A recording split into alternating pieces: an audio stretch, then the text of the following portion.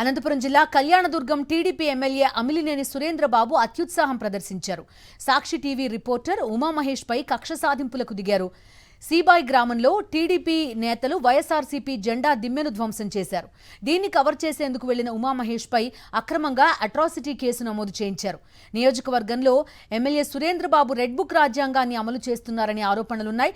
కాగా ఉమామహేష్ పై నమోదు చేసిన అక్రమ కేసును రద్దు చేయాలని జర్నలిస్టు సంఘాల ప్రతినిధులు డీఎస్పీకి వినతిపత్రం అందించారు. అనంతపురం జిల్లా కళ్యాణదుర్గం టీడీపీ ఎమ్మెల్యే అమిలినేని సురేంద్రబాబు అత్యుత్సాహం ప్రదర్శించారు. సాక్షి టీవీ రిపోర్టర్ ఉమామహేష్ పై కక్ష సాధింపులకు దిగారు. సీబాయ్ గ్రామంలో టీడీపీ నేతలు వైఎస్ఆర్సీపీ జెండా దిమ్మెను ధ్వంసం చేశారు. దీన్ని కవర్ చేసేందుకు వెళ్లిన ఉమామహేష్ పై అక్రమంగా అట్రాసిటీ కేసు నమోదు చేయించారు.